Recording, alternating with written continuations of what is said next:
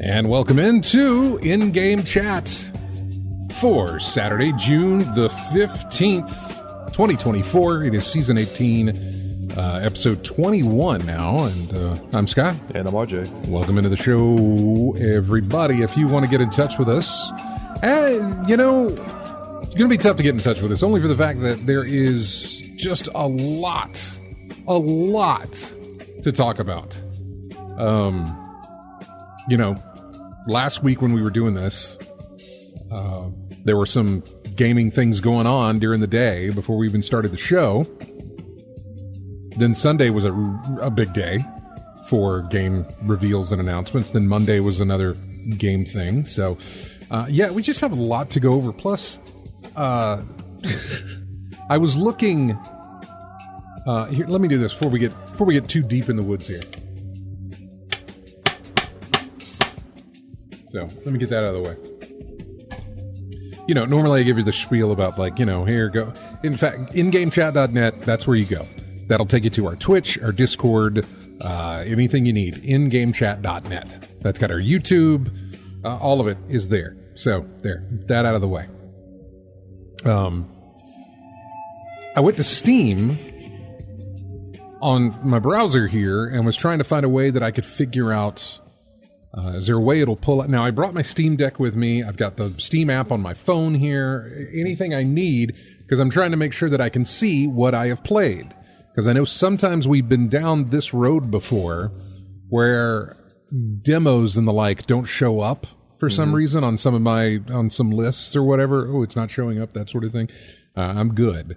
What is interesting, though, is when I look at my activity on Steam, it not only shows what I've played for the first time or all that other stuff that I've been doing, it shows what I've added to my wish list.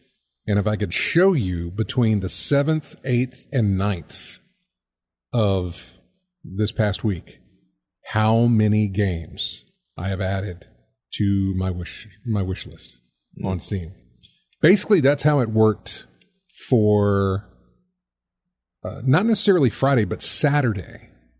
Friday, I've got a couple of things in there. Wait a second. What day was the 7th? Because let me go back and look. 7th was a Friday. Mm-hmm. So that must have been when I watched Day of the Devs. Mm-hmm.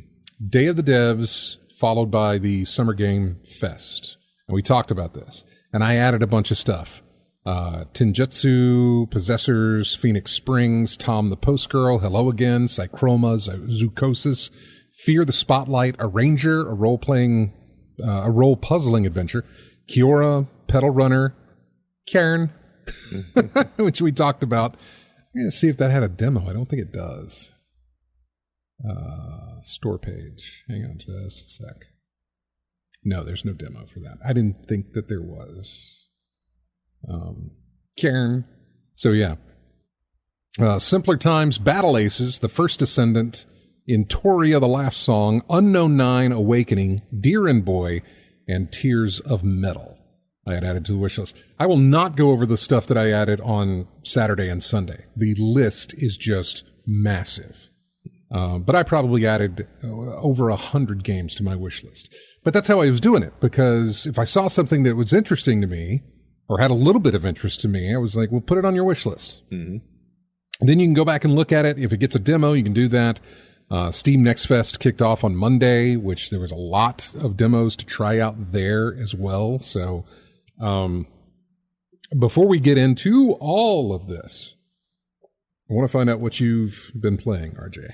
Well, standard fare this week, more MLB The Show, working on my franchise. I played a little bit more Virtua Fighter 5. I had a nice little online match with an Aoi player against my Was it a what player? Aoi. Oh, the character. AOI, Okay. yeah, Aoi. Basically a countering specialist. So she'll let you know, especially if the player's skilled enough, if you're predictable or not. Yeah. And I was very predictable in the first round of that. I won the second round, second game, but the third game, the player won that one. So it was a 1-2 loss for me, best 2 out of 3. So I got to learn to not be so predictable, especially against this player. But that's what she's designed for. She'll let you know right off the bat if you're predictable or not, and I was. So that's why I lost that series. After that, a little bit more of Division 2. Got more progress in my character now that I can been boosted up to the ability to, the cap has been raised to level 40. I'm trying to build my way up to that and get some better weapons so I can be more effective. And for the most part, Elden Ring. Trying to get back in the swing of things with Elden Ring before the DLC drops on the 21st. Yeah, I keep reading, or at least there's a thread in one of the forums where it's like, hey, PSA, you need to have beaten these 2 characters in order to access the Erd Tree content, the DLC content. Shadow of the Erd Tree. Yeah. You have to beat these 2 guys.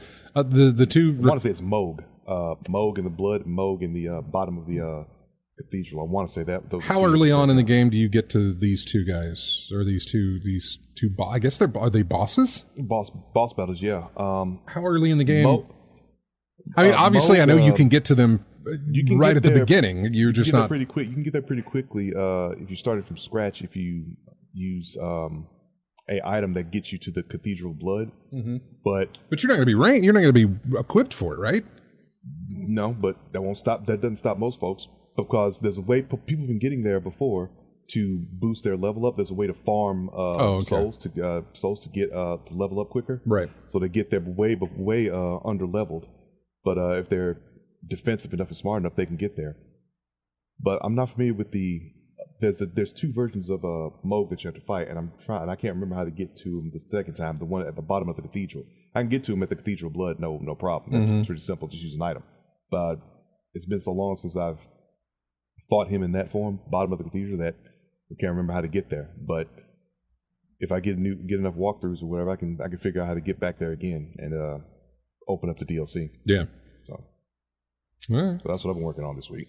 As far as what I've been mainline playing, which is Mad Max, I really took a break after Friday night. Maybe last Saturday. I didn't play any of it Sunday, and then Monday through like the rest of the week, when I had time in the afternoon, I was playing demos. And I have a ton of demos to go over because there's a lot of games. And I'll tell you about one that you might like. So far, the demo, it needs work. It seems like it's early on. It's probably some sort of, I don't know who's doing the development on it, but it's called Tricky Madness, and it is SSX Tricky. That version, like to the point of collecting the big giant colored snowflakes that are hanging in the air when you're snowboarding, and you spell the word tricky when Blatant. you're doing, yes, I mean Okay. massively, but it works. It took me a minute to get it, and the control, and to remember the controls as well. Like the stick is one thing, but when you're in the air doing the maneuvers, it becomes shoulder buttons and directional pad. Yeah. I think SSX was like the newest one. Was it 2013? No. Yeah, it's been a minute ago, but the most recent one that came out, the one that was on PS3, that one. Yeah, I got to a point where the tricks, if you wanted the best tricks and the highest points, you had to hold that trigger button throughout the entire thing. Yeah. You had to hit it and hold it because that was the modifiers. Mm-hmm. You can get the plain tricks for one thing, but if you get the modified trick, you get more points. So you were just holding that button throughout every trick you were doing. Yeah. Yeah. So, I mean, if you wanted to let it go for variety's sake, I guess you could to stop the repeat trick penalty. But for the most part, yeah, you're just holding that trigger down. All the tricks you were doing. There is a demo on Steam for Tricky Madness. It was not part of any of this Summer Games Fest thing. Mm-hmm. In fact, I had added it way before here because I saw a thread. Somebody made a thread. Hey, if you like SSX, or if you like SSX Tricky or whatever, try Tricky Madness, that sort of thing. And I added it there, and I just never got around to playing it, so I did. It's one track. That's it. You go from start to finish. When you're done, you have the choice to either quit or replay the track again if you want to. There's no characters to pick from. I mean, they do have or will have characters to pick from, but there's none to pick from. There's no boards to select. No track. It's just this. Now, there are multiple paths in that track, but there's rails you can grind. There's some. Looks like a one-man project. Nathan Dirth? That may be. I really haven't researched it. Yeah. I'm looking at his page based off of what I got from Steam. My name is Nathan Dirth. I'm a game developer based in Austin, Texas. Been making games since he was 11 years old. All right. Passionate about making games with exceptional performance and awesome physics. Projects Tricky Madness. Huh. Yeah. So is this a one-man show? Could be. Yeah. Could be. I would not be surprised by it, given what I played. Yeah. But I mean, look, I think I've said before that if someone really wants something bad enough, they'll do some amazing things to get it. And like we wanted a remake of SSX. It's been too long since we've had a recent one, so people want it, are clamoring for it. Yours with Splinter Cell. I mean, you're not the only one who wants their next Splinter Cell. So, which, by the way, we got nothing on. Nothing. Yeah. Ubisoft came and went without any mention. We got a list of games that were kind of no-shows for this sort of E3 type of thing. So, and we'll get to that. But played Tricky Madness, and there was another one that made me think of you. I'll have to look at it. Hang on. Parcel Core. Parcel Core. It is a bike delivery service. Bike messengers? Yeah. However, it looks, plays, sounds very Jet Set Radio future, or Jet Set Radio. I always think of future whenever I think it's it. something like that because I think the concept of bike delivery has been done before, but it was like basically obstacle course, tricks and stunts while getting from point A to point B as soon as possible. Yeah. Yeah, things like that. Or Crazy Taxi with a bike. Right. Yeah. Yeah, very much like that. You can grind, you can do tricks in the air when you're jumping, you can, oddly enough, you can wall ride, sort of. Yeah, that's the thing. You can pop off cars. Yeah, bike tricks. Little things like that. Exactly. So I played that the other day for Parcel Core. So yeah, just go over. I mean, God. Let's see. All right, I'm going to go over some of these that I played. Lost and Found Company. It's a demo on Steam. I'm not big on, what are they called? Hidden object games. It's like, Where's Waldo kind of thing. I'm really not big on those. Lost and Found Company pulled me in because it actually kind of is a Where's Waldo thing. The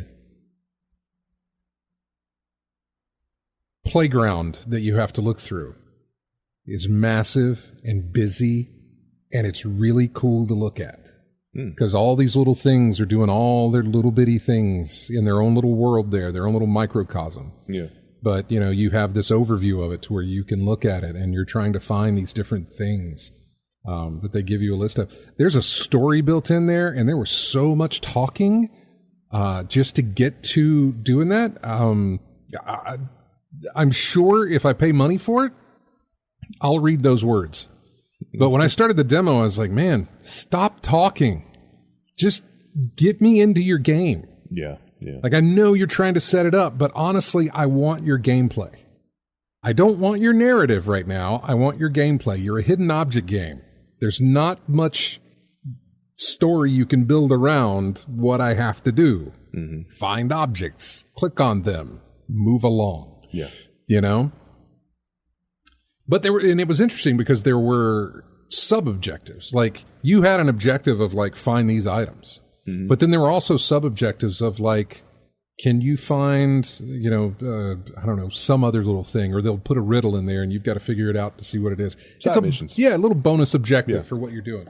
And look, for those of you who play a lot of hidden object games, I may be describing something that is just very basic.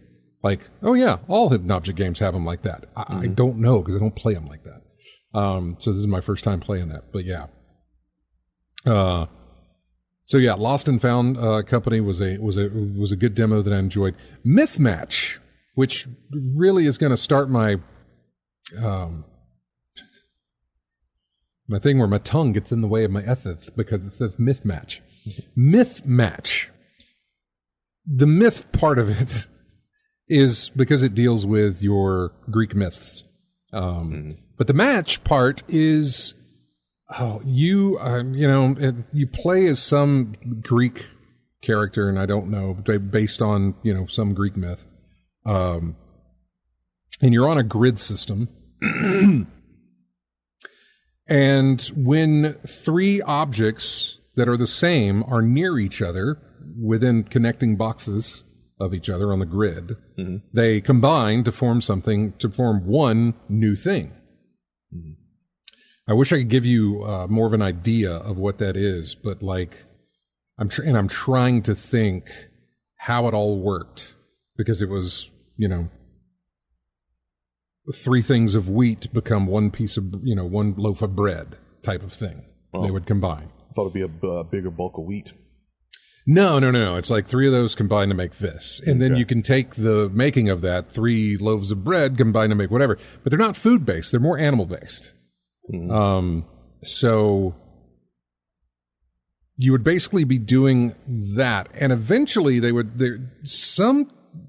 sometimes when you're playing it, you would have this almost chain reaction go off, because the board may have just been filled up with all this stuff, but you hit one that turned it into a third that needed to be what that was.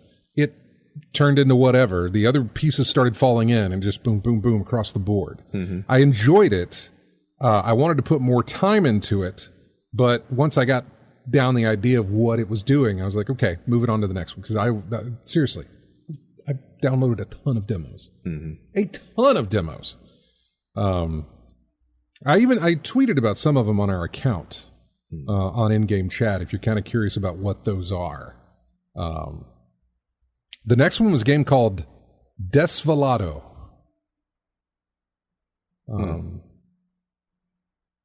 That you play a little bitty vampire who has to turn out all the candles in his castle before he goes to bed.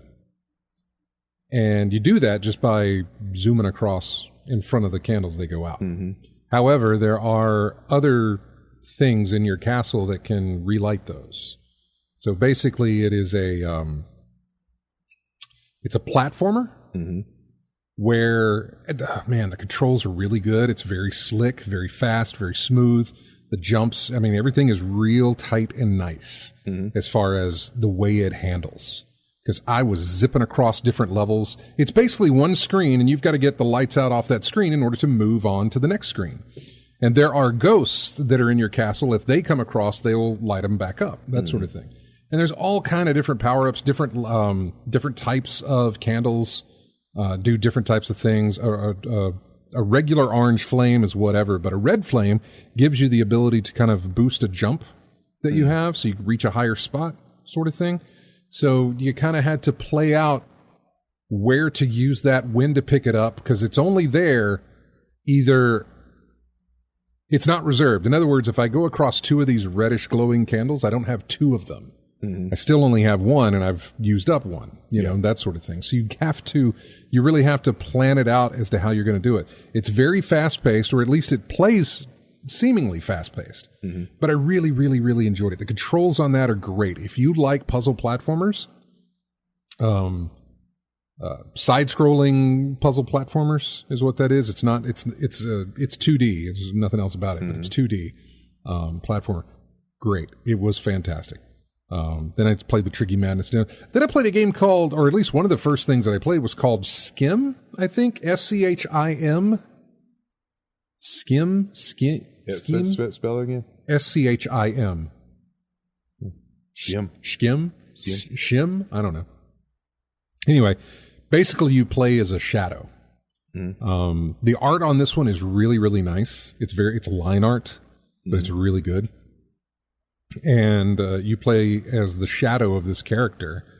And I don't necessarily know what the story was behind it, but every now and again you had to catch up to your character. In other words, you were left behind in some way. And the only way you can move about the level is into other shadows. So if you're outside of your shadow for a certain period of time, the level restarts because you're not supposed to be. But you look for other objects that are nearby that you can jump into their shadow, move, and then you can move within that shadow to get to a different part of the map and then jump into another one and then move and then jump into another one. Now, right off the bat, I'm thinking time of day. Is that a factor in your ability? No, because it's all set. It's all static.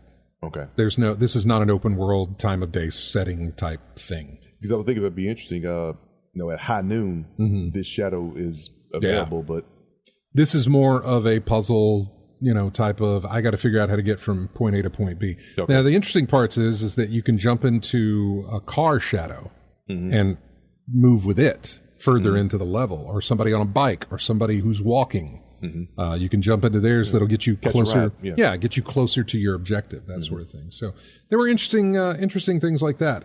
It wasn't a very big demo. The art was really nice on it. I really enjoyed the art on that one. So that was another one to look for. Contrast, yeah, that's not bad. Contrast is a good way to describe it.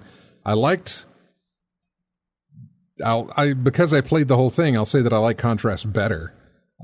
Speaking of Contrast, Compulsion Games showed off their game at the Xbox Showcase, which we're going to go over. I'm not going to spend all my time talking about these demos that I played. But that was my first group. What else did I play? Cato, C-A-T-O is the name of the game.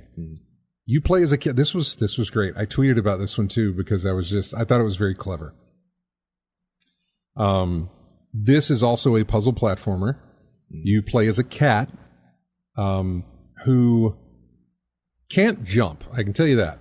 The only way you can jump is when you have buttered toast on your back.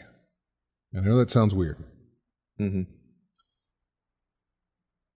I can't remember what the whole thing is, but it's like cats always land on their feet and toast always lands butter side up, right? Well, it's butter side down. Or is it butter side down? Okay. Yeah. Whatever. Yeah, maybe that's what it is. In this case, I'm with toast, the worst case scenario. That's what I thought. Yeah. So anyway, the way the toast and the cat works is that once you have the toast on your back as a cat and you jump, you can jump again and your cat will flip and he will go higher because the toast can't land as it is and the cat can't land on its back, so it has to land on its feet. So you get this spinning thing going on when you jump, and that gets you into higher parts of the level. Yeah. But then there are aspects to it because you can get the toast off your back as a cat, and your triggers or your bumpers on your controller control toast. I know this is weird. We had a game called I Am Bread. So I know. Controlling toast is not new. The toast basically just moves from flops over to one section or flops over here to solve different puzzles or something like that. In other words, there's times when you do need to be separate from the cat in order to make things happen. Yeah. Anyway, it was all great. The demo's fantastic and fun, especially once you get the hang of it. So I suggest, if you like puzzle platformers like that, Cato, I'm not sure how it's pronounced, is fantastic. It really, really is great, and that's one I look forward to when it does release. Because I'm doing all this platforming, and once I get closer to the end of this demo, it changed.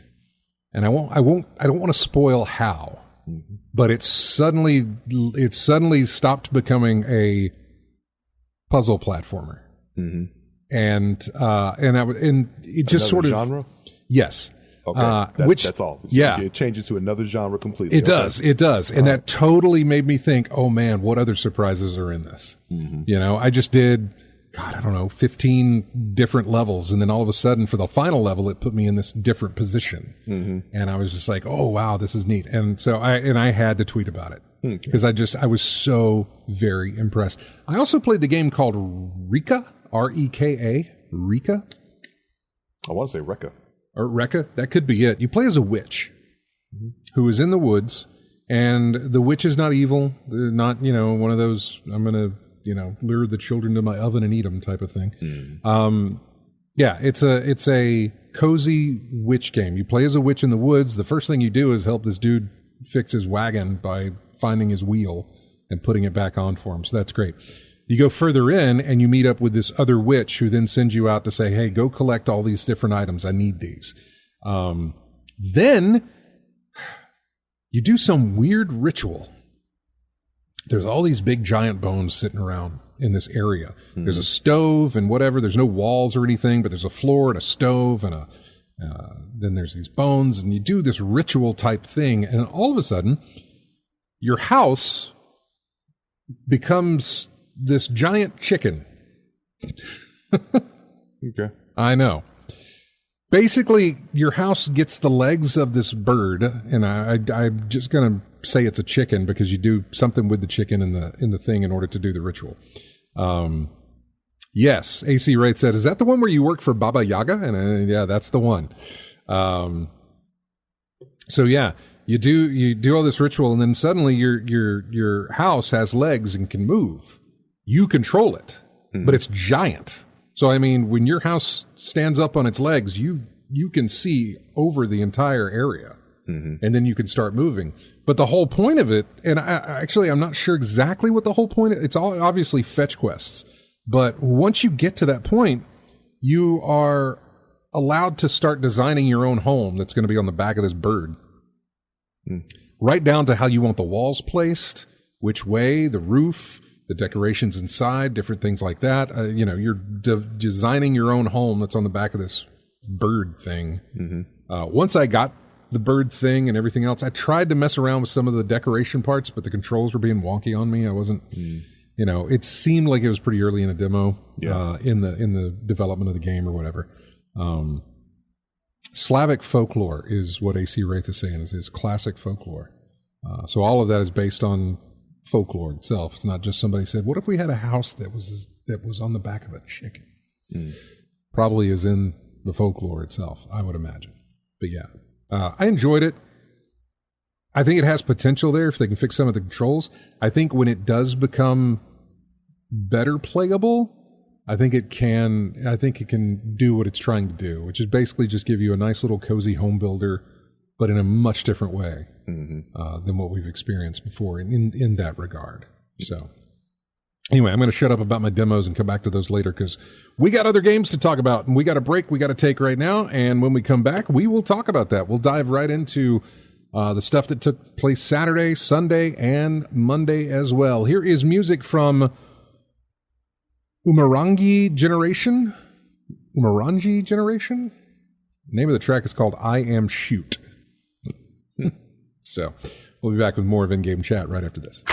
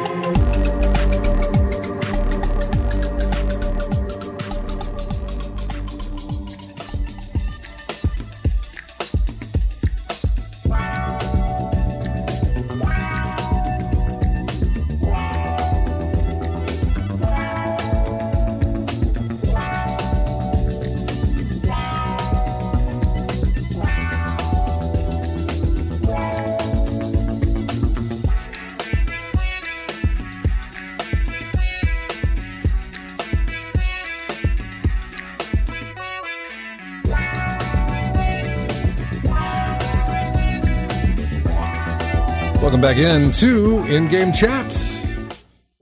It's a lot of chill music we have for this one. These are all from, I think, mostly recently released games. This one comes from Reigns Beyond,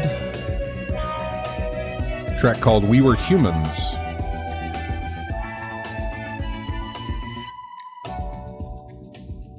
Welcome back to the show. Man,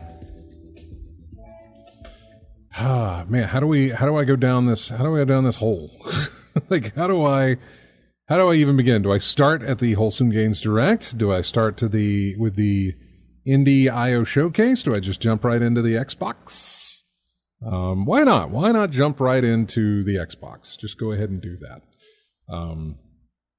Because it might spur more conversation here to talk more about that. Honestly, though,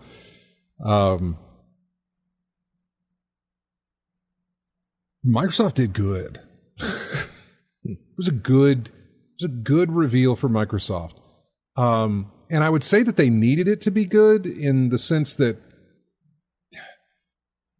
the problem is it is good, but it didn't keep people from talking about all the studios they closed and the layoffs that came and everything else. They needed that to sort of kind of get people to talk about those, and people are. But yeah, it's one aspect takes priority over everything else. I know. So I know. So they're looking at this thinking it better have been worth it. I think it was for them. I think easily it was for Microsoft.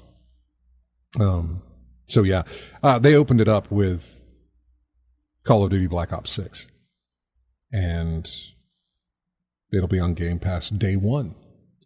So far, no news yet about Game Pass being increased, but that's what they showed off, and it's Call of Duty. That's it. It's Call of Duty. Yeah, I mean, it's Black Ops 6. It's the same thing. So there you go. Like, as soon as it did, and then they said, "Hey, stay afterwards for our Black Ops 6 Direct," or whatever it was, another deep dive into it. I didn't stay for that. I stayed for the Starfield one last year, but I didn't stay for this Call of Duty one. We talked about this last week, how I'm not into Call of Duty, but they sure have made some amazing technical advancements. They've got some really good They make some good looking games, is what I'm saying. I'm done with playing them, but they make some really good looking games. Yeah. So yeah. First up was Doom: The Dark Ages. This was interesting. Basically, it's Doom, but it's all in a setting that is more dark fantasy. So we got Isekai Doom. We got what? Isekai. Basically, travel to another world with the abilities, with your abilities from one world transferred to another world. As an advantage. That's what sounds. Doom: The Dark Ages. That's what it looks like. That's it. Yeah. Lethal Migraine says that COD is free in Game Pass. Yes, it'll be Game Pass day one. You might as well play at least the campaign. Yeah, I mean, that's probably going to be something that happens. I probably will play the campaign because it's available now for free if I have Game Pass. I say free. I mean, I'm paying a monthly whatever to it. But yeah, if when I'm subscribed to Game Pass and it's there, I probably will. Maybe. I don't know. Probably. I'm not sure. We'll see when it's released as to how that catches on, if it's worth doing. So I mean, and that, as much as I'm not a player of Call of Duty, the fact that it'll be in my Game Pass is kind of more of a tick to say that okay, I may actually play it. They're not games that I devote a lot of time to. They were at one point, but that was way, way back on the 360. Not anymore. State of Decay 3 was shown off. We kind of got a leak about that one the day before that we knew we were getting State of Decay 3. Dragon Age: The Veilguard was unleashed. We knew we were going to be getting a Dragon Age game. We knew they were going to talk about the Dragon Age game, and we got that. And then we got a deep dive into the gameplay of it as well. I don't know. I'm not a big Dragon Age guy. I would love to know what people who are big Dragon Age folks think about what they saw with Dragon Age: The Veilguard. I don't know if it's divisive, but it seems to be giving people opinions as to whether they like the way this looks, plays, or if they prefer the old ways of Dragon Age games. Yeah, I don't know. I think some blurb about the direction it was going or something like that got people talking about it. Not everybody's on the same boat with this one, though. So yeah. AC Wraith says the Dragon Age people I know are not happy. That seems to be the case. But watching the gameplay of it and not being a Dragon Age person, I thought, okay, this looks okay.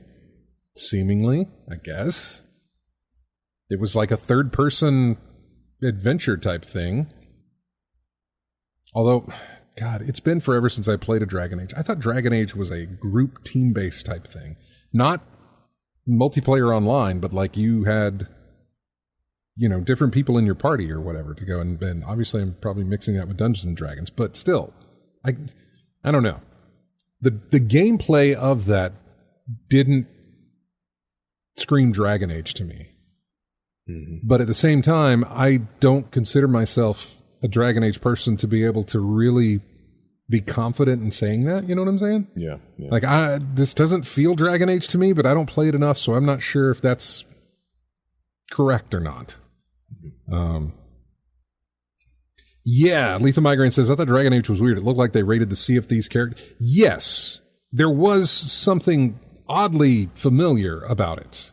And Sea of Thieves is a good way to put it, the way that the whole aesthetic looked. Very much like that. AC Wraith says you had more control over your party members in the earlier games. Why did you just light up? I didn't say your name.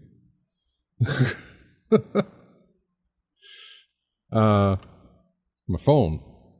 Like, oh, you rang? No, I never said the word once. AC Wraith says you had more control over party members in earlier games. I guess this new one has them act more on their own. Possibly. Expansion for Starfield, Shattered Space. I'm not sure exactly when that's going to release. It launches later this year. There's also a new free update for the main game that went live last Sunday as well, which came with new content to explore. I have not loaded that back onto my PC yet. I haven't put that back in and gone back into it or anything like that. Eventually I will, but not for now. Fallout 76 Skyline Valley, which was just more, stuff for Fallout 76, a big map expansion. Gives you a new vault as well, and you can also play as a ghoul. Claire Obscure Expedition 33, which I'm just going to call it Expedition 33 from here on out.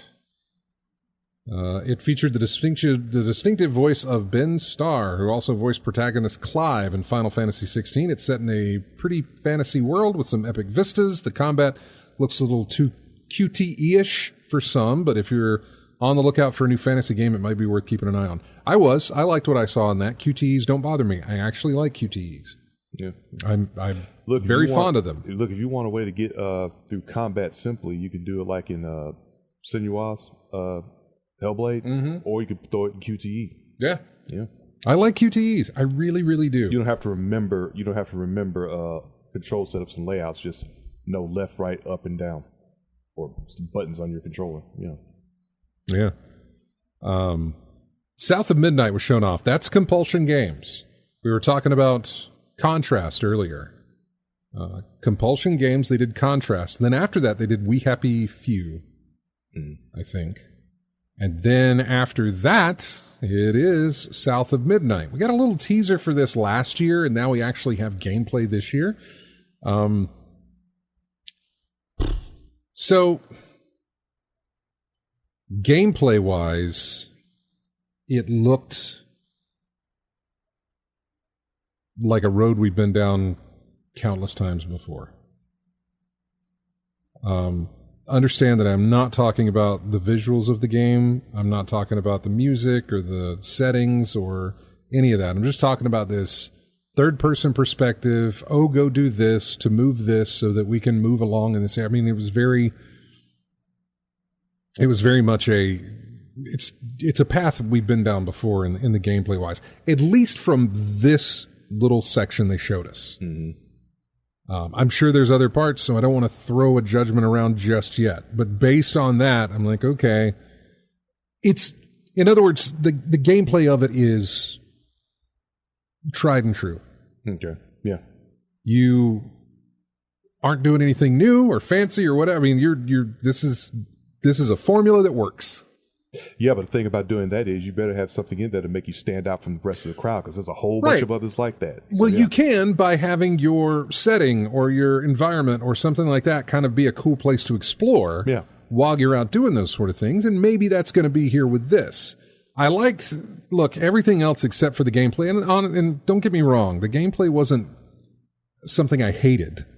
I just, in watching it, I was like, all right. Yeah, you've seen it before. This is same thing, yes. So it's not going to be something that's going to stick out to you. Yeah. Yeah. It's just like when you see a new game and you realize the gameplay is hack and slash. You're okay with that. You're fine with that. You've done hack and slash before, but what is the story around it? What is the environments that I'm in? What are the different hack and slash powers that I have? You know what you're getting. Yeah. And I mean, I could see in the gameplay of like, all right, I know at least part of what I'm getting in this. Is what's the term? Not safety, but it's a thing where you just don't take chances. No, you played it safe. Yeah. Just call it what it is. You played it safe on that one. So yeah. At least in that part. Again, we didn't see much, but at least in that part, there may be more to it as well. I like the Lethal Migraine talks about the Bayou lore. I liked the Bayou lore. I'm again, the setting, the environment, the aesthetic, the way it looked, the beauty of it. I'm all down for it. I am totally in to see more and to figure out what that story is and to go through it. I'm totally in for it. The gameplay, I was just like, okay. They're not doing so. I mean, contrast. You played a shadow and you would jump inside and out the side of shadows and move around and that sort of thing. It was great. We Happy Few was just far too maintenance-y for me to deal with.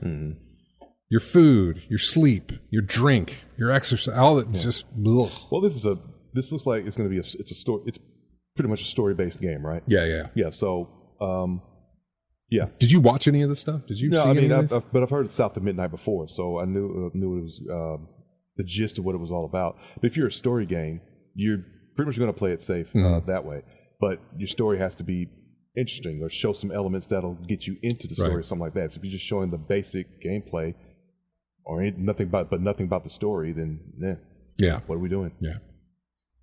We got a World of Warcraft, The War Within, which was interesting because I thought, is this coming out on? What are we seeing here? I have not followed World of Warcraft in a very, very, very long time. I know it still exists. I know they still make expansions for it, but I just honestly, when they started showing this trailer, I was like, all right, it's World of Warcraft. Is it coming to Xbox? Coming to Xbox Game Pass or something? What is this? What is this deal? No, it's just PC. But yeah, it's getting another expansion, August 26th, called The War Within. That's good. For those of you who still play World of Warcraft and are still in it and still love it and that sort of thing, I'm glad you have that. Great. Metal Gear Solid Delta Snake Eater. This was really nice. In fact, I watched more. There's been like 4 different videos with David Hayter talking about different aspects of the game. And I watched one last night that talked about, basically, this is Metal Gear Solid 3, but it is completely rebuilt in Unreal Engine 5 or whatever it is. It's completely redone. And there's different ways that you can play it. You can play it in the old style, kind of isometric, whatever sort of way that it was played back on the PlayStation 3. Was Snake Eater 3? I think it was 3. See, they're showing me that one. Okay, there's 3. What is that? PlayStation 2. It came out November 17th of 2004 on the PlayStation 2. So yeah, seeing the different ways that you could play that game, the way that it all, just the upgrades that it had and everything else, it just looked really, really good. It really looked good. And if I'm not getting me a Splinter Cell, then I'm getting me a Snake. Solid Snake. So I'm good for that. Be interesting to see that. I liked it. Sea of Thieves season 13 was shown off. Good job. Flintlock, The Siege of Dawn. I think there's a demo on Steam for that right now. This description says, fusing melee weaponry and guns and a cute little fantasy fox thing, Flintlock, The Siege of Dawn showed off some of its hard-hitting gameplay, complete with some intense aerial maneuvers. It looked pretty neat and more than a little different from what we were expecting. It arrives this July, so yeah, I would say there's probably a demo on Steam for that one, for Flintlock. I wasn't really pulled in on that one. Especially after you'll be playing your God of War. Yeah. Ragnarok. So I think it's it's not a first-person shooter, whatever. Flintlock is in Game Pass, says Lethal Micro. He also says watching all the Blizzard cinematics was cool. No, they were. I totally. As soon as I saw Diablo, I was like, I hope they don't show gameplay. I know what gameplay of Diablo looks like. All I care from Blizzard is like their cinematics. They do great cutscenes and everything. Mm-hmm. It really, really is nice. And so when they showed that, I was like, oh, this is good. Okay, Lethal Migraine, he says it's a Souls-like. So yeah, there's where I'm just like, no, I'll pass. Age of Mythology Retold. It is a remake of sorts of the original 2002 game, coming out on September 4th. Interesting to see Perfect Dark show up. I was wondering what that was that we were seeing when it was playing, because I didn't know.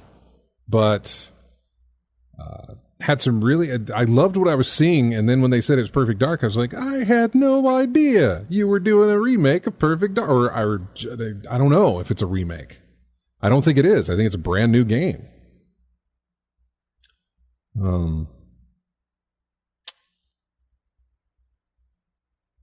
He says maybe, or this person who wrote this article says maybe this will make up for there being no Deus Ex for the foreseeable future.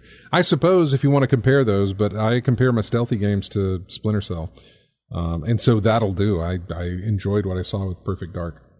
Sadly, there was no release date or release window, but yeah, it was really good. That was a really good presentation and a showing of what they were doing. I liked it very, very much. Diablo 4, we got a trailer for that. I think actually not a trailer. I think we got the opening cinematic for the expansion Vessel of Hatred was the name of it. Loved it. Fable got shown off as soon as it showed up, and as soon as I was like, I think this is Fable, and then it was like Hero of Albion. I was like, it's Fable. It's Fable. Loved it. We're getting more Fable sometime next year. Fragpunk. It's a 5v5 hero shooter, which, I'm out. Not in for that. Seen that genre before. And Winter Burrow. It's a cute little mouse returning home to find his place abandoned. It looks like it's a farming sim game, but yeah, I don't know. It was interesting as well. Some kind of maybe cozy thing, who knows. Mixtape showed off stop-motion style animation, skateboarding, and the desire to, and here's the quote, ride a flaming stallion of delinquency. With an excellent soundtrack as well for it. So says this article here. I remember that, but I remember not really being drawn in, I guess. Flight Simulator 2024 had added some stuff in there. Expansion for Elder Scrolls Online. Life is Strange Double Exposure announcement for that one. Actually got some gameplay and some cinematics again from Indiana Jones and The Great Circle, which is coming out later this year. I was surprised to see a 2024 date on it. Maybe we already knew it was coming this year, but for whatever reason, I didn't think we had a date yet. So I was kind of surprised by that. But I really, really enjoyed what I saw of it, especially since it's, from here on out, it's the only way I'm going to get Indiana Jones stuff. Is in gaming form, comic book form, animation form, because I mean that series is done with. So if I want more of it, it's going to have to come in other avenues, and I'll take it in video game form. Mecha Break was another game that was shown off. It was something we saw during the Summer Games Fest, but I don't know, man. I don't do mech games. Not in the sense of Armored Core type stuff. Yeah, I just not into them. God, if I'm pronouncing this wrong, I apologize. Wu Chang Fallen Feathers, grotesque monsters, slick sword and axe swinging in its trailer. It gave some Bloodborne vibes. Yep, sure did. I liked it, but I remember thinking about it, saying something to the effect of, I like that, but if it's Souls-like, I don't know that I'll play it. But I like what I'm seeing. But if it's going to be a Souls-like, I don't know if I'm in on that. Avowed. I'm still interested in that. It got a deep dive you can find on YouTube for a game called Avowed. It's a first-person spell casting and melee action with crossbows as well. It's fantasy realm. However, we found out during the deep dive of it that you can play in third person. You don't have to play in first. I like, what is that? I think that's Obsidian, right? That's working on that. So yeah, I'm good. Atomfall.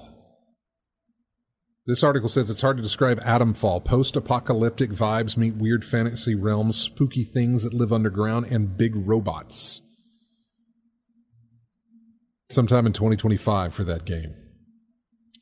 Assassin's Creed Shadows, that was nice to see. Of course, we saw more of it at Ubisoft's presentation. We got more gameplay from it, that sort of thing. I'm in on Assassin's Creed Shadows. I like it. I like the fact that you can pick between the two that you want to go with, or at least for the most part, in some instances, you get to decide if you want to go tank with your samurai, or if you want to go stealthy with your shinobi. You know, you got two different ways that you can tackle different things. And I'm sure they're going to work it out where you have to do, you can't always choose, is what I'm saying. I'm sure most of them will be where you can't always choose. Typically in something like this is going to be one has more advantages, or it fits a certain person's play style, and they're going to prefer that one over the other. So inevitably, one's going to get left behind. Yeah. Comes out November 15th. Stalker 2: Heart of Chernobyl. Surprised to see that. I was either looking at it going, that's either a Metro game or that's Stalker. And it was Stalker. Comes out September 5th of this year. We got a hardware refresh on the systems. No big deal there. And then at the very end, brand new Gears of War. It was a cinematic trailer. It's called Gears of War E-Day, which seems to be a prequel. Emergence Day, the whole E-Day, Emergence Day thing. There was no release date or window provided there, so we have no idea. But yeah, Gears of War, they're doing a prequel for Gears. I'm fine with that. I like my Gears. And if they're going back to 1, 2, 3 or earlier type of thing, I'm in. I'm totally in. So it'll be interesting to see that as well. That got us the end of Xbox. After that was the PC Gaming Show. There's so many games to talk about, man. So many games. We're going to come back and talk about those games right after this break here. We're going out to the intro music from a game. If you haven't looked this game up, if you haven't seen this game, I think it's only on PC. Oh, wait a second. It might be on Game Pass. I think it is on Game Pass. It is. It is on Game Pass. Stop motion animation. Hand crafted visuals. This is not a game where you are playing something that was drawn in a computer kind of way. You are looking at the way you're playing it looks more like it is a physical thing that is moved by hand and taken a picture of, stop motion animation. I mean, it legit looks like that. I'm talking about a game called Harold Halibut. And this is the intro music for that game. And we'll be back with more of In-Game Chat right after this.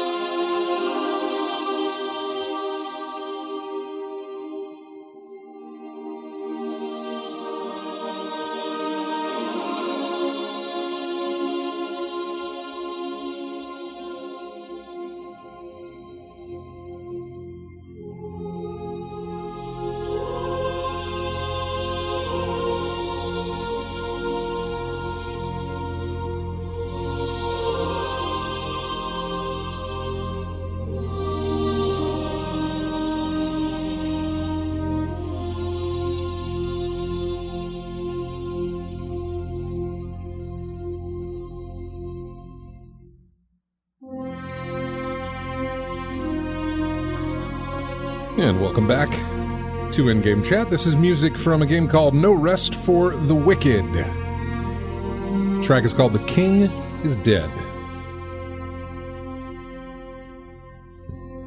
Jumping right back into our coverage of Summer Game Fest, the E3 that ain't E3 type of thing.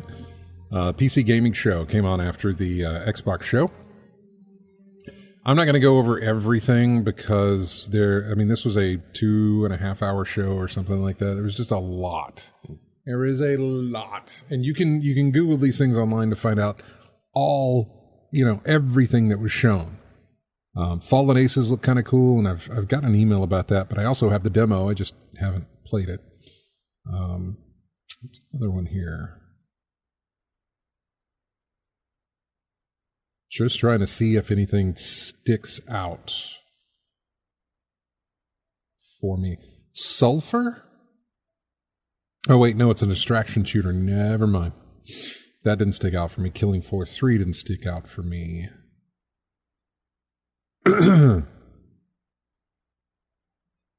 Copa City was a reveal trailer. It's the first football tycoon game, which I thought we already had one like that. It basically is you run a stadium on game day and you have to manage your crowd, seating, advertisers, the teams, and everything else. I thought it was that kind of management I'm totally in for. Mm-hmm. It gives me a little bit of a city builder, a little bit of a man type of thing to, direct. I don't know. I like stuff like that. Mm-hmm. I Am Your Beast. I demoed that. It is not the prettiest looking thing in the world. I like the voice work on it. It's very action oriented. So you can throw your gun, like when your gun is empty or whatever, you can throw your gun at the guy. If you hit him in the head, he throws his gun, you grab it, you shoot. That, very stylistic. Slide, punch, kick, do all these really cool looking things. But man, outside of the tutorial, when I'm actually playing the game, I didn't feel anything like that. I felt confused. I felt like I was getting shot all the time. I never died, but it never came across as slick as it did in the tutorial. Mm-hmm. It never came across as slick as it did in the trailer. So, and that's my problem. Like, you can make it look as good as it can, but if I can't play it the way you make it look, I'm not going to have fun. And if it's going to take skill or me playing this over and over again to develop a way to be that way, mm-hmm. I'm probably not going to invest the time into it. Mm. It's not that I need a one button do something amazing type thing. Sounds like it's the type of game you're going to have to practice. Right. Like a Dark Souls or I Am Pedro. Yeah. You have to practice it to get it down. The demo can only the tutorial can only tell you so much. Let's see, what else do we get? Cataclysmo is a survival RTS. Battle Aces were shown off again. Citizen Sleeper 2 was shown off. Demon School. I probably added that to my wish list. What is Unbeatable? Rock and Rhythm narrative game. Odenfall.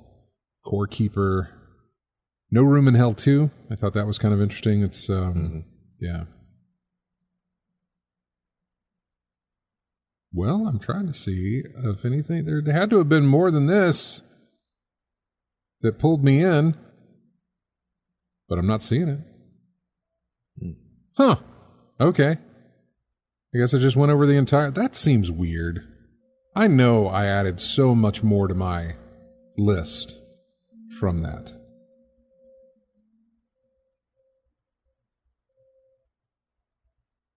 What else we have? Ubisoft Forward. That happened on Monday. Rocksmith Plus. You don't have to have a specific guitar to do that, do you? In this day and age, I wouldn't put it past me to say you need the Rocksmith guitar, not the Guitar Hero one. I'm thinking you need but I don't think you need a Rocksmith guitar. I just think you need a guitar. An actual instrument, guitar. yes. Oh. I think all you need is an actual guitar. Thing about that is, I have a lot of guitars. I'm kind of curious about it because I know a few people who have used Rocksmith to learn to play. And I don't know, I got guitars sitting around. Why don't I try and play them? Let's see. I'm looking at the other stuff that was shown off. Just Dance VR. Monopoly. Whatever.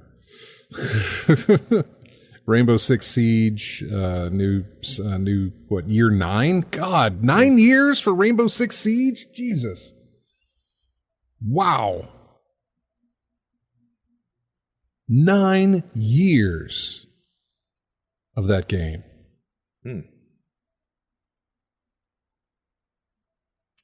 Let's see. Biomorph, Battlecore Arena, For Honor, year 8. I mean, they're on 8 years of that. Assassin's Creed Mirage for the iPad and iPhone. Year 6 for The Division 2 was shown off. Some of these things I skipped. Star Wars Outlaws. The first time we saw Star Wars Outlaws, I don't want to say the first time. I want to say the recent update we got for Star Wars Outlaws a few months back, where it's like, hey, here's the date reveal and everything else. I looked at that and I was like, I'm not in on this. Then I watched the gameplay from Ubisoft, and I thought, I might be in on this. I was kind of down for it. It's like GTA, but Star Wars. So, yeah. Lethal Migraine's throwing out games that have been around for a while. That's fine. I understand that WoW has been around since, they're in year 20, like you said. I get that for a lot of games. It's just Rainbow Six Siege, for whatever reason, doesn't feel like a year 9. I can't believe it's been 9 years since we've had Rainbow Six Siege out and available. So, but yeah, Star Wars Outlaws was shown off. X-Defiant, it's a free-to-play arena shooter, but I have no desire to play it. Skull and Bones, nope. You will try and sell me on Skull and Bones. It will not work. You need to go back and fix all of it. Prince of Persia, The Lost Crown, some story DLC. I enjoyed that. Then they showed off Rogue Prince of Persia. Then they showed off a very, very, 30-second trailer for Prince of Persia, The Sands of Time, the remake. And you did not see anything other than just, hey, we're still working on Prince of Persia, The Sands of Time remake. That's it. That's all you got. Avatar, Frontiers of Pandora, some more DLC announced for that one. The Crew Motorfest, some more DLC announced for that one. Anno 117, Pax Romana. I need to look at the Anno games. I've got a couple of them. But I swear I feel like they're city builders, right? Aren't they? Does anybody play Anno? I haven't heard of the series before. Oh, Anno? God, Anno's been around for a while. On PC. Yeah. So, strictly on PC, yes. That would explain why, yeah. Although you're going to get it on PC and console for this one next year. But I am really, really curious about Anno. I've got Anno games. I need to go back and try and play those now, since I can focus on them and not Destiny, because I'm very curious as to how they play. I feel like they're city builder type things, so I'd like to see that. What else do we get? Some Trackmania stuff. That's cool. Assassin's Creed Shadows was shown off, and I talked about it earlier. I was down for it. I'm good. You got the two different characters you can play as. You can approach your objectives in different ways. We talked about this already. I was good. I liked it. I really, really liked it. So, yeah, it is. It's hard to believe that so many games have been around for so long and are still going. They're still kicking. They're still making content for those games. And yes, especially WoW. Rainbow Six, honestly, I want a new Rainbow Six as much as I want a new Splinter Cell. Mm-hmm. I don't want this 4v4 Rainbow Six multiplayer thing. No, I don't want that. But you got to understand, the games like that are the ones that's making money. So I know. You're going to have a copy of that. I want my old... What did we just talk about? Overwatch has that clone with a Fragpunk, mm-hmm. a 4v4 hero shooter. Mm-hmm. Yeah, we've seen that before. I know. Because it's making money. So that's the ones making money. That's what they're going to go with. It's a shame, but I know what you want out the series, but they're listening to the money. I know. I want me some Rainbow Six Vegas, man. I really, really liked Rainbow Six Vegas. And we got a sequel out of it, and we didn't get anything else. Let me see if I can go over the Wholesome Direct. I mean, we got 10 minutes before we have to take a break here. Almost everything from the Wholesome Direct I added to my wish list. So going over all of those, I guess I'll probably just go over what I demoed. But I was down for all of those. There's Lost and Found Company. I talked about that. God, I have all of these down. Yeah, okay. We'll save that. We'll go into that one. We'll go into all of those that I demoed coming up in the next segment. The no-shows for the Summer Game Fest. Those games that we had heard about, but we didn't get any information. This is a list from PC Gamer, but this is by no means a definitive list. There were plenty that were no-shows. Hollow Knight Silksong was a no-show, although I swear we got something about Hollow Knight just the other day. No, that was Shovel Knight. It wasn't Hollow Knight, it was Shovel Knight. Hollow Knight Silksong. Soul Calibur 7 wasn't there. Resident Evil 9 was not there. The PC port for Bloodborne, which I don't necessarily think even exists, but it was not there either. Although, what's his name for that? Miyazaki. Miyazaki did an interview. Yeah. And talked about the fact that he is all for it, but the decision isn't his to make. Yeah. That he said he'd be all for it, but I'd get in trouble for saying that. So. Yeah, exactly. Yeah. So basically, yeah, it is out of my hands. Talk to one of them big companies, you know the one. Mm-hmm. But like we said earlier, if someone wants to make a clone or something like it, or they'll find a way. They'll find a way to do it. Yeah, they absolutely will. Beyond Good and Evil 2 was not there. Everwild, which I don't remember when we heard about that. 2019 and then in 2020, but it's been a while since we've heard from that. Beyond Good and Evil 2, I don't even know if that's still a thing. Who knows? We also didn't get Splinter Cell.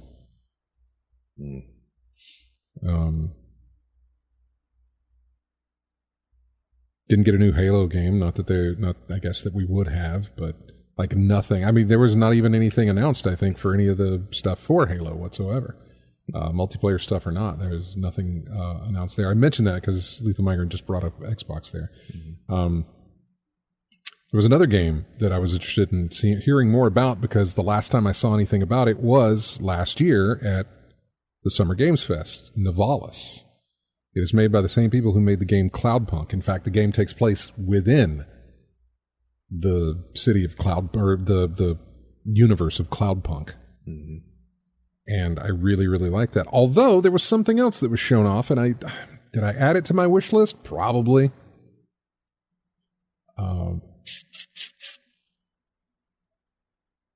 Oh God! Now I have to go and look through all of it to find it. It's very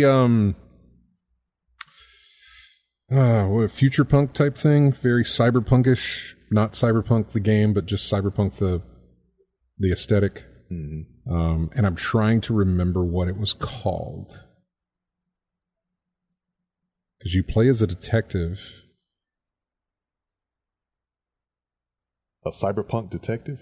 Yeah. And I cannot. I'm looking through it.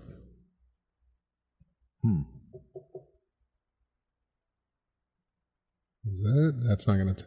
See, I wish a little thing would pop up that would show me, because as soon as I can see it, I would be able to tell you that's the one I'm thinking of. But I am not seeing it anywhere in my list.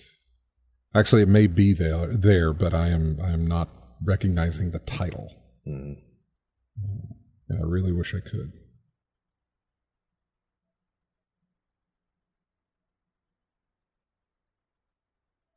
Well, you know what? I could just go. Can I access my wish list? I sure can. I can access my wish list on this thing. Let's see. Date added. That's a good way to look at it.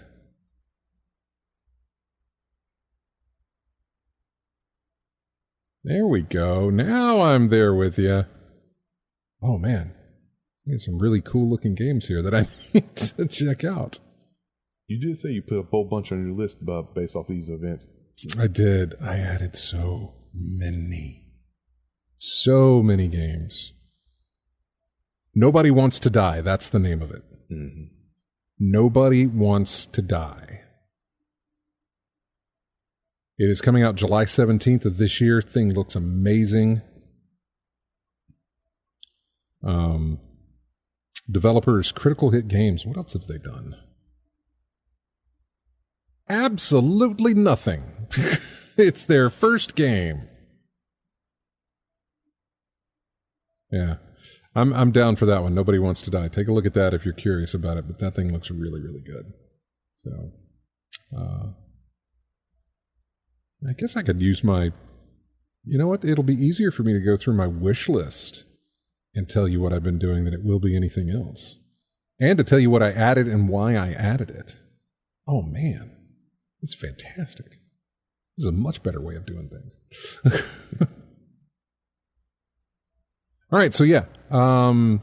We'll take a break, and then we'll go over all these games that I played. Was there anything else on the list of news that I wanted to jump into?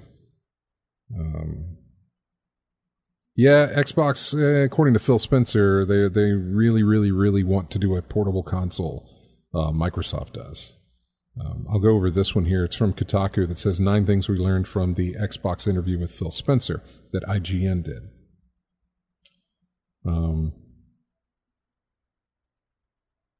Why Doom the Dark Ages is launching not only on Xbox but also PS5. Spencer says it's because Doom is a series that has a history on so many devices, and it's a franchise that I think everybody deserves to play. And to be honest, I was in a meeting with the executive producer from id Entertainment and the team a couple of years ago, and I asked them what he wanted to do, and he said he wanted to ship it on all platforms. I said, okay, we're going to do that. It was as simple as that. So, yeah. He said that Phil Spencer said Closing Tango GameWorks was done to keep Xbox sustainable. This article here says, while I wish IGN had spent more time drilling Spencer about all the recent layoffs and studio closures, the interview did touch on the subject for a bit, and his answer was about as corporate-y as you would expect. The Xbox boss says that closing any studio is hard on the team, but he says that ultimately he has to run a sustainable business and grow, so sometimes that means he has to make these hard decisions. Sometimes I have to make hard decisions that frankly are not decisions I love, but decisions that somebody needs to go make. We will continue to go forward. We will continue to invest in what we're trying to do, or to go do in Xbox, and build the best business that we can, which ensures we can continue to do shows like the one we just did.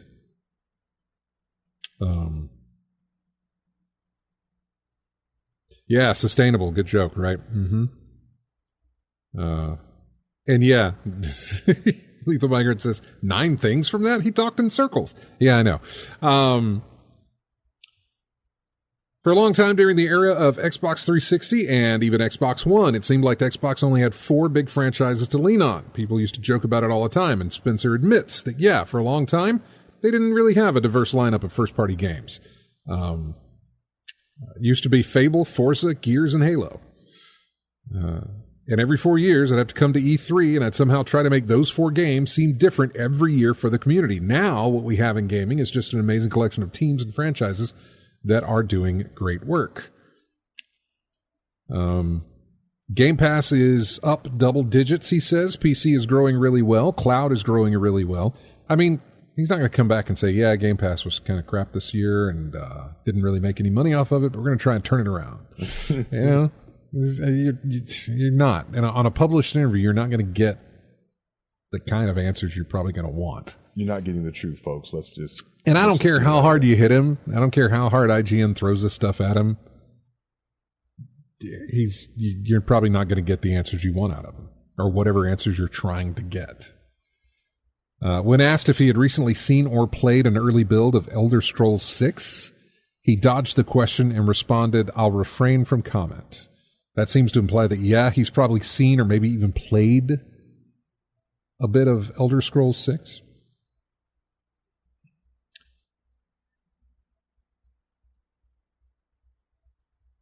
Buying Activision wasn't just expensive, it was also a lot of work. Spencer says, "It's my fault as the head of the business. I didn't really internalize that in the beginning of what a drain that would be on the team. For the management team, even our lead lawyer at Xbox, we all had our same job of running Xbox and doing the things that we needed to go do. But then we actually added this second job in the time of having to work through regulatory. He had plans for if the deal had died, adding that there were dark days when it seemed like it wasn't going to happen. When the CMA came out and said, no, this isn't going to go through, and the drag on the team at Activision, Blizzard, and King, they were dealing with this uncertainty. So it's so nice to have it behind us, and now we can just focus on building great games together." Of course, there were layoffs after that. What else? And then the handheld thing. IGN asked Spencer about the long-rumored Xbox handheld. As you might expect, the CEO was tight-lipped about it, didn't reveal anything or confirm its existence. However, when asked if a theoretical Xbox handheld would require an internet connection similar to some other devices, Spencer seemed to offer a possible nugget of info about the still-not-confirmed Xbox handheld. "I'll put it this way," he said. "I like my ROG Ally, my Rogue Ally, my Lenovo Legion Go, fantastic. My Steam Deck. I think being able to play games locally is really important," Spencer said. And that's what they're running on. Is that, yeah, they're probably making one. Because he seems really interested in handhelds. So, there you go. What else? Anything else that I wanted to jump into before we go over like a ton of demos? I'll tell you, there's something from GameSpot here that talks about the 25 Steam Next Fest demos that you need to download right now. And so we'll definitely talk about that. So yeah, that is all coming up on the other side of this break. When we go to break here, we are going out on a game called Sticky Business. I don't exactly know what that game's about, but it's called Sticky Business. This is the main theme for it. We'll be back with more of In-Game Chat right after this.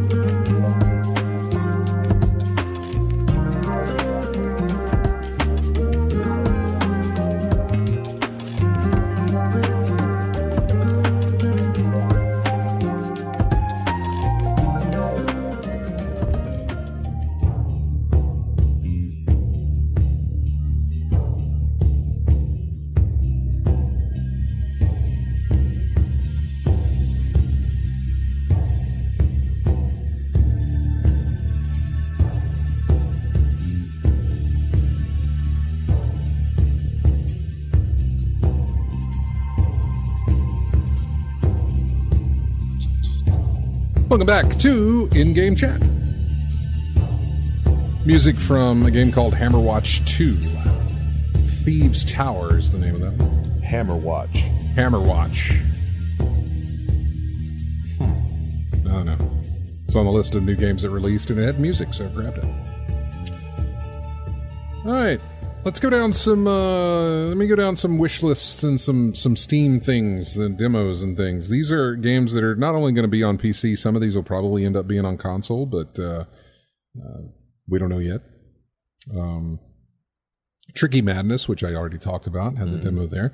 There was another game called Goodbye Seoul, and Seoul being Seoul, South Korea, I guess. Is that where that Seoul? Seoul? Yeah. Okay. Which is interesting because when you fire it up, the title screen is not called Goodbye Seoul. It's called something else, and I think it's called Chasing. I can't remember what it's called, but it definitely did not have the title Goodbye Seoul in it, which I thought was interesting as you play the demo. The demo, it is think of Limbo or Inside. Mainly think of Inside, which is the same team that did Limbo. Yeah. It's a side-scroller. It is pixel characters, but in very, very well-looking 3D environments. But you're still just side-scrolling. It's kind of a bit of a 2D type thing because it does some different perspective things. It's all about puzzles, and I say puzzles, but, getting from one side of the screen to the other side of the screen kind of thing. Yeah. It's really good. I absolutely enjoyed it. It was very quick to play, but I did like it. And it's a game I would easily pick up. I added Tears of Metal to my wish list. Deer and Boy, I didn't play any. These are things I haven't played. Unknown 9 Awakening. Inotria, The Last Song. The First Descendant. Battle Aces. Simpler Times. Kern. Pedal Runner. Kiora. A Ranger, which I have not yet played. I do have the demo for it. Fear the Spotlight. That is the one from Blumhouse. I added it, but I'm probably not going to play that. Zoocosis is another one that I added, but I'm probably not going to play it. Psychroma, there is a demo available for it now. I need to play that. It's probably one I will play tomorrow. Hello Again, Tom the Post Girl, Phoenix Springs, Tenjutsu, Possessors, The Talos Principle 2, Road to Elysium. That came out just yesterday, I think. That's the DLC for Talos Principle 2. Got that download already? I don't know. No, it's $20. I haven't jumped in on it yet. Okay. Kunitsugami, Path of the Goddess. That's from Capcom. Yeah. Sonic's X Shadow Generations. I like the gameplay on that. I know you're not a Generations guy, but I really enjoyed that. Be fun to play. Black Myth Wukong, Sid Meier's Civilization 7, I think is where we're at. Screenbound, UFO 50. None of these have demos. A Little to the Left, Seeing Stars. Lock Digital, LOK Digital. This feels like it's a game that probably already exists. A couple of these demos, a good number of these demos that I keep firing up give a very, very... You started out as an app on a phone, and now you're on my PC. Lock Digital is one of those. Yeah. I liked it. It's a interesting word game thing, and I'm sure it gets more robust because it introduces you into one word that you have to spell out of a bunch of different stuff on the screen. Mm-hmm. Then they introduced you to another word that you can also spell, and the whole point is to turn all the tiles black that have the letters on them when you're doing that. And but the way that you have to line those up and make those connect and that sort of thing to do that is where the puzzling part of it is. And I imagine they throw more words at you that have more abilities. Like when you spell a word, you get an ability. And when you spell a different word, you get 2 of that ability or something. I can't remember what it was, but it's all right. Not the kind of word puzzler that I was hoping for, but it was okay. Croakwood, I mentioned that I added that. Rika, which I did do a demo of. Airborne Empire, made by the same guys that did Airborne Kingdom, but I have not played Airborne Empire. Dungeon Clawler, It's a claw game in a roguelike situation, I think. I haven't played it. I do have the demo, but I have not played it yet. Node is another one. It's a puzzle platformer, atmospheric. I have not played a demo for it. Copycat, I have not played a demo for. Light Odyssey. Retro Gadgets, that seemed really cool. Basically, you just repair old electronics. Mm-hmm. Yeah. Rose and Locket, I played that today. It's a single-player platformer. It said, hey, this game plays great with a controller. So I plugged my controller in, and it didn't work. I had to use keyboard and mouse. It's hard to describe how that game is. It is a platformer. I enjoyed the art style of it. There is a demo for it on PC. It's a very quick demo and gives you a good idea of how it all works. But yeah. Myth Match, which we already talked about. Caravan Sandwich. It's an exploration game, interactive fiction, single player as well. Apparently there's no fall damage because I was just jumping off of very high things because I was in a hurry to get back to where I was, it was like, I don't need to go back. Can I fall? And I would fall, and it's like, yeah, you're fine. Yeah. They did not care. Lack of fall damage changes a whole bunch of stuff in a lot of games. Like, I think it was Borderlands when they took there was something that said there's no fall damage here, so you can jump off if you want to. And I'm on top of a tower, like hundreds of feet above the ground, saying, you can just jump off, you'll be fine. Jumped off, no health damage. I'm like, oh, this is awesome, man. They should do this more often. No fall damage. Oh, yeah. It's hard to kind of explain what Caravan Sandwich is because, like, you've got a vehicle that moves you around the map. It's kind of open world in that regard, but you're going around and collecting all these little electronic parts. They're not specific. You see a green glowing thing off in the distance, or as you're driving by, you get out of your van, you walk up to it, you press thing, you have electronic. Boom, get back in your van and go. Yeah. And you're repairing like satellites to move on into the world. There's this giant storm way out in the distance, and I mean massive, that apparently you're moving towards. And thunderstorm, sandstorm? Thunderstorm. Yeah. Okay. Like hurricane-ish, like. I mean, it's massive. The look of it was good. The exploration was all right. I mean, maybe there's more to it. We'll see. I was not terribly convinced. I enjoyed it, but it wasn't one of those. It wasn't like Cato or Desvelado where it's like, oh man, this is great. I'm totally in. Like I caught on what you were doing right then, and I was down for what you were doing. So yeah. Tiny Bookshop I added. Ete I added. These are games that I have not played. Discounty, which is a life sim with pixel graphics and an RPG. Rooster was another one. Point and click. Relaxing, wholesome. Into the Emberlands. Squeak Ross, Home Squeak Home was a puzzle about a little mouse that you control. Critter Cafe was a life sim, casual exploration. A lot of these came from the wholesome game reveal stuff. Garden of the Sea, Fantastic Haven, Crab God, Illa, A Frosty Glide. I think you play as a witch who has a broom, and you can move around on your broom that way. And it's very light. It's platformer exploration, cute, casual. Sally was another one that is a life sim, wholesome, nature, fantasy, casual. Pine. I played Pine this morning. The full title of Pine is Pine, A Story of Loss, which means you're already getting into some heavy stuff here. Pine is asking a lot of the player, and I mean a lot, but you need to press on with it.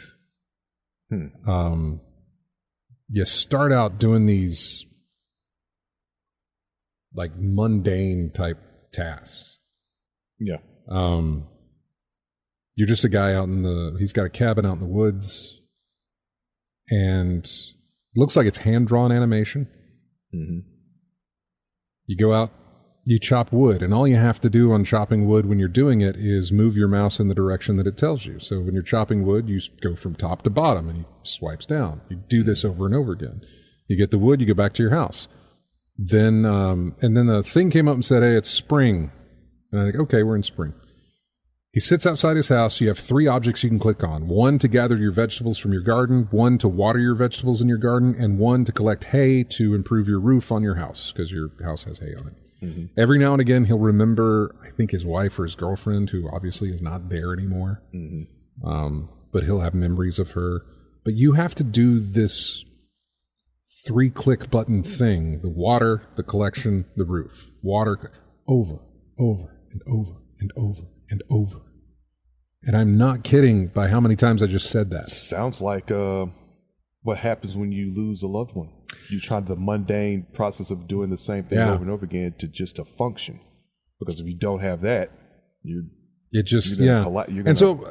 I kept doing it because I was like, all right, we're moving the story along. But at some point I was like, man, I wish they would let you at least skip the animation of him grabbing the wheelbarrow, walking out to the wheat field. You get different but it just over and over and over and that sounds like that's the point. Sounds like that's the point of the game. That's what I was trying to say. I think that's the point. Yeah.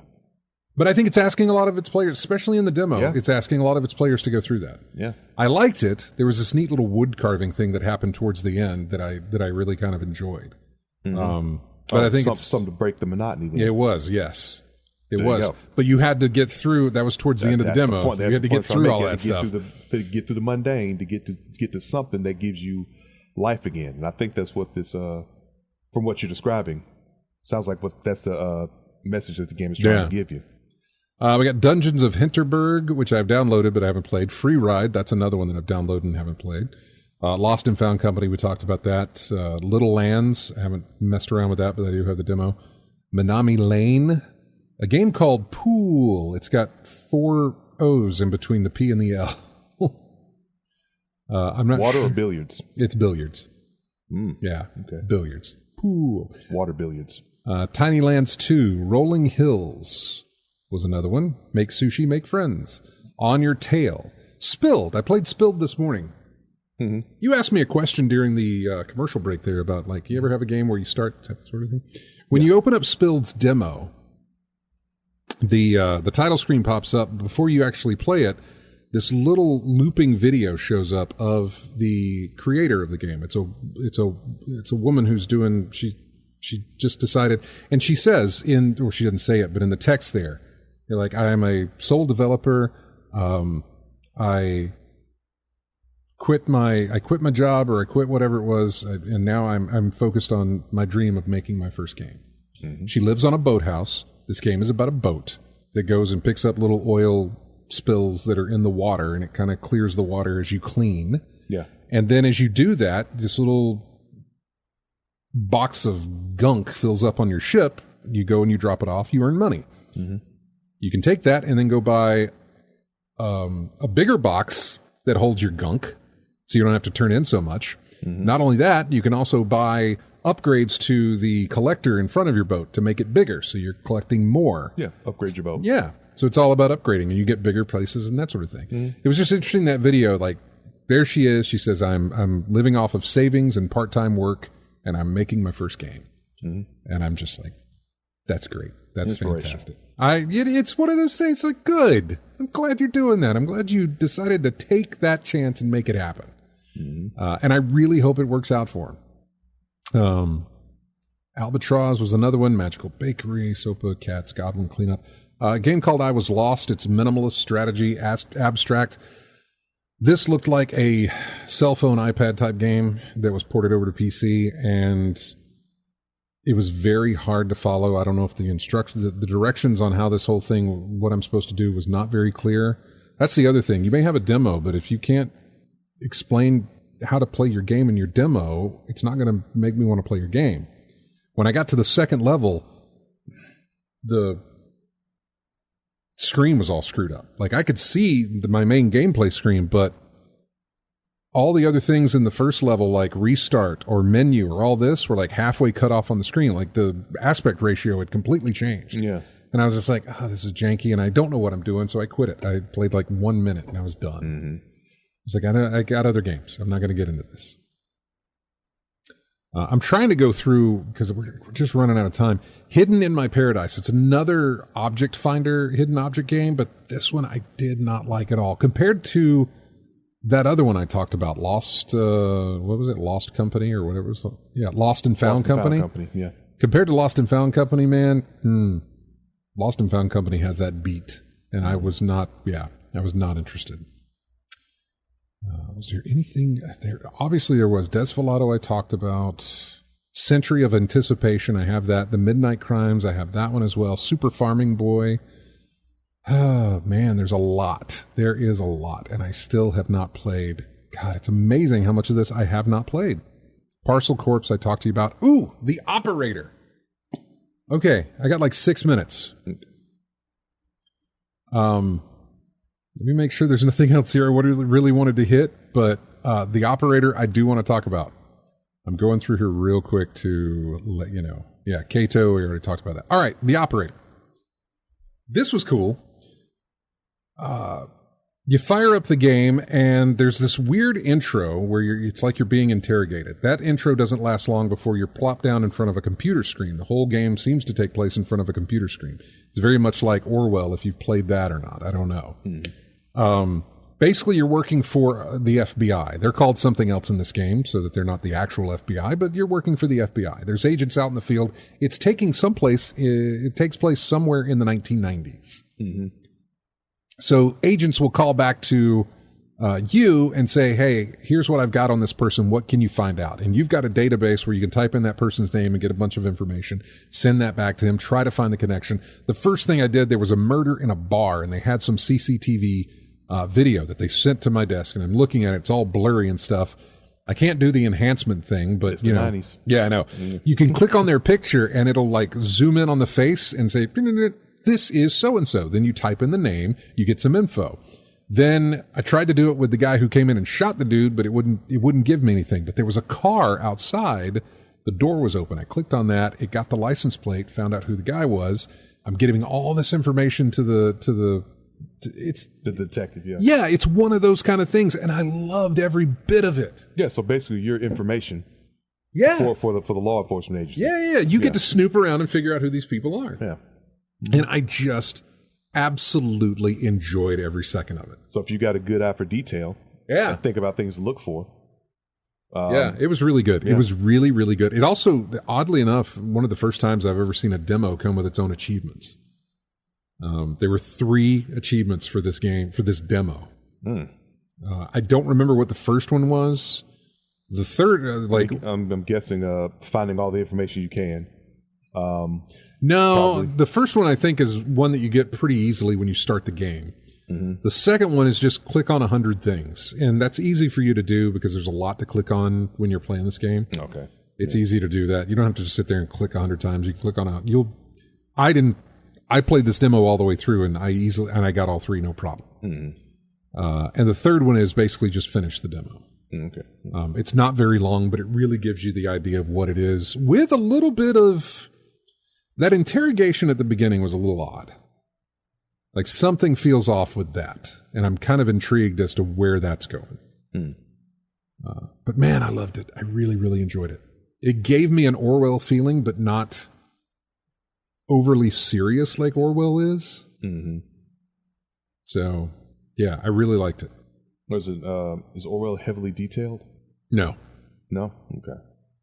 Very minimalist.